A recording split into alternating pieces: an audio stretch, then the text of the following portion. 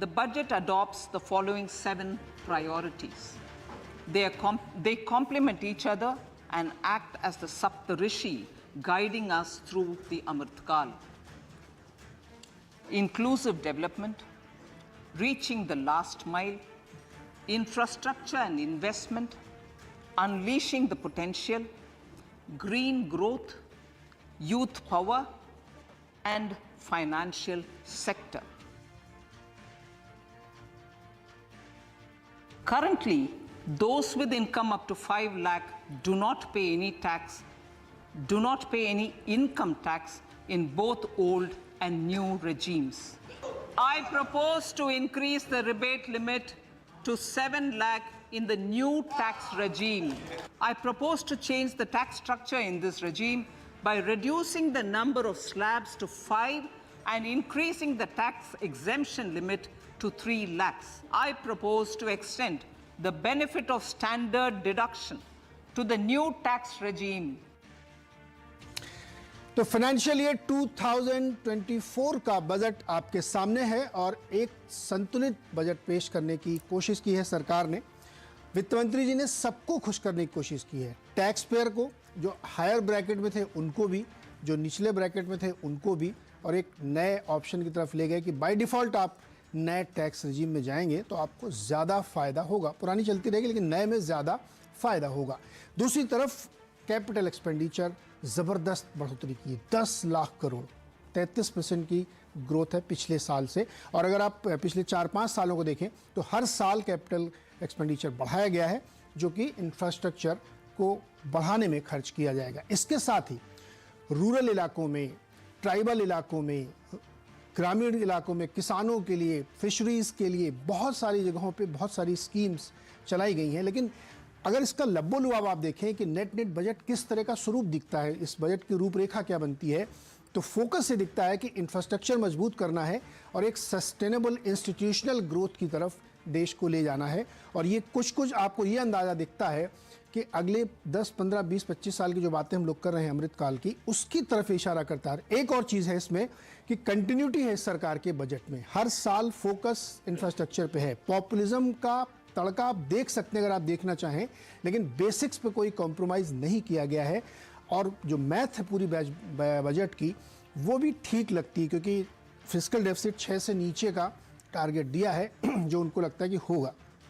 अगले साल की ग्रोथ जो रखी गई सर्वे में वो 6.5 अगर मिड पॉइंट आप लेके चलें तो वो है। लेकिन उसके बावजूद सभी वर्गों को खुश करना, सबके लिए कुछ ना कुछ करना, ये एक बहुत महत्वपूर्ण इस बजट की है। और लोगों के हाथ में डिस्पोजेबल इनकम आएगी, डिस्क्रिशनरी इनकम काफ़ी बढ़ेगी, तो जिससे एक ग्रोथ को फ्यूल मिल सकता है। इसी को समझने की कोशिश करेंगे कि क्या ये बजट राइट डायरेक्शन में है, बजट की मैथ बिल्कुल इंटैक्ट है और बैलेंस शीट बैलेंस है कि नहीं है, बोरोइंग कैसे हो पाएगी नहीं हो पाएगी, इन सब मुद्दों पे हम आज बातचीत करेंगे और हमारी आपकी ज़िंदगी में क्या फ़र्क पड़ने वाला है, ये खास फोकस होगा।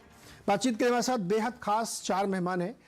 मेरे साथ हैं आईटीसी के chairman and managing director Sanjiv Puri साहब, बोस्टन कंसल्टिंग ग्रुप के chairman Asia Pacific Janmejaya Sinha sir, Sundaram mutual fund के managing director and CEO Sunil Subramaniam sir, और टैक्स गुरु और जाने माने सीए शरद कोहली जी। आप सबका सर बहुत बहुत स्वागत है। संजीव सर, बिल्कुल सिंपल सा सवाल है, आपको ये बजट कैसा लगा? क्या ये एक ग्रोथ ओरिएंटेड बजट आपको दिखता है, या आपको एक लगता है कि पॉपुलिज्म का तड़का भी है, या आपको लगता है कि थोड़ा थोड़ा इसमें इलेक्शन का भी फ्लेवर डाल दिया गया है? Thank you. ये डेफिनेटली एक ग्रोथ ओरिएंटेड बजट है। सिर्फ ग्रोथ ओरिएंटेड नहीं है, ये प्रोग्रेसिव बजट है, इंक्लूसिव बजट है। It is a budget also जिसमें प्रूडेंस इस्तेमाल किया है, बैलेंस किया है, फिस्कल डेफिसिट को भी कैलिब्रेट किया है। और एक बहुत ही महत्वपूर्ण बात यह है कि अगर हम पिछले 2 बजट्स देखें और इसको देखें तो एक clarity of thought and clarity of strategy and consistency एक थीम नजर आ रही है on the way that the economy will be developed, the way that inclusive growth will take place, the way that competitiveness of the economy will be developed. So आपने capex के बारे में बताया, वो जॉब्स क्रिएट करेगा, economy को competitive बनाएगा, जिससे जॉब्स क्रिएट होंगे, and it's a virtuous cycle. Already private capex की इन्वेस्टमेंट्स में शुरुआत है और कैपेसिटी यूटिलाइजेशन 70% से ज्यादा है। तो ये फर्दर कंजम्पशन स्पर करेगा और इससे it will certainly over period of time help की प्राइवेट इन्वेस्टमेंट बढ़े। अगर आप एग्रीकल्चर की तरफ देखें, एग्रीकल्चर में हर बजट पे फोकस रहा है एंड इस बार भी फोकस है, और इस बार टेक्नोलॉजी पे काफी फोकस है, क्लस्टर बेस पे काफी फोकस है। ये बहुत इंपॉर्टेंट स्टेप्स हैं एग्रीकल्चर को ट्रांसफॉर्म करने के लिए, जिसमें बहुत अपॉर्चुनिटी है।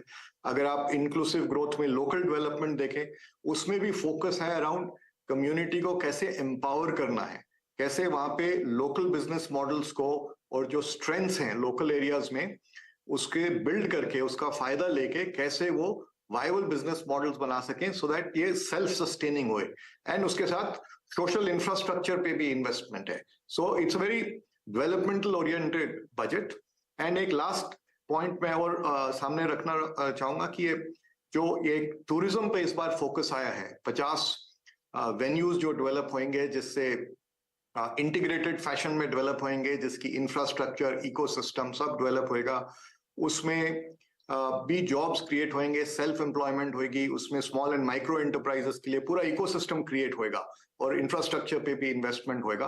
और टूरिज्म में जैसे आप सब जानते हैं कि इंडिया में इमेंस पोटेंशियल है, बहुत नेचर साइट्स हैं, रिलीजियस टूरिज्म, इवन क्यूजीन पे बहुत कुछ है इंडिया को दिखाने, कल्चरल डाइवर्सिटी में बहुत कुछ दिखाने को है इंडिया में, और अपॉर्चुनिटी ह्यूज है यहाँ पे भी, और इसकी जो इकोनॉमिक मल्टीप्लायर्स हैं काफी हैं। तो ये कुछ पॉइंट मैं शुरू में रखना चाहूंगा कि और एंड में मैं यही कहूंगा कि ये ग्रोथ ओरिएंटेड है, विजनरी बजट है, और ये एक स्ट्रॉन्ग फाउंडेशन ले कर रहा है for future progress of India, एक विकसित भारत की तरफ।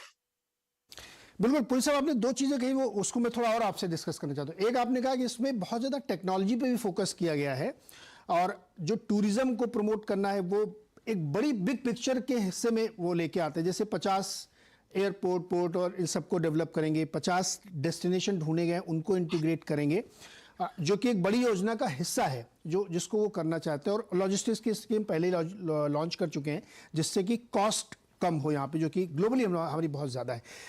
सर, मुझे ये बताइए कि क्या इससे जो छोटे शहरों में, ग्रामीण इलाकों में डिमांड की कमी है, लोग थोड़ा सा अभी हाउस होल्ड इनकम भी उनकी कम हो रही है, उसको बूस्ट मिलेगा क्या इससे?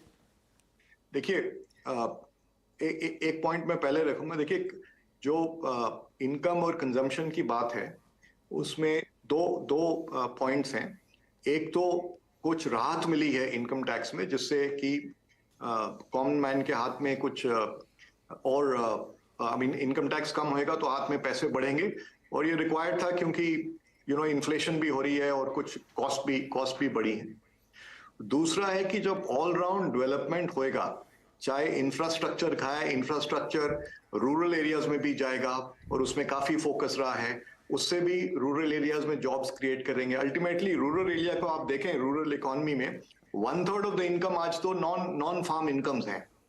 और जैसे टूरिज्म पे आते हैं, टूरिज्म में भी डेफिनेटली रूरल एरियाज में, स्मॉल सिटीज में फर्क पड़ेगा, बिकॉज ये मुझे जो समझ आया है कि ये जो डेस्टिनेशंस डेवलप करेंगे उसके अराउंड पर्पस ये है कि एक इकोसिस्टम डेवलप करें, चाहे वो आके कोई टूरिस्ट शहर में रहे या उसके साथ सप्लीमेंट करें विलेज टूरिज्म, रूरल टूरिज्म के साथ, वो पूरा इकोसिस्टम क्रिएट होएगा। और जो देखने को वहां विलेजेस वगैरह में मिलेगा, वो ऐसी चीजें और ऐसी डाइवर्सिटी, चाहे हैंडीक्राफ्ट्स की है, चाहे कल्चरल इश्यूज हैं देखने के लिए, वो लोग पसंद करेंगे, बिकॉज ये इंडिया के लिए एक यूनिक एक्सपीरियंस होएगा।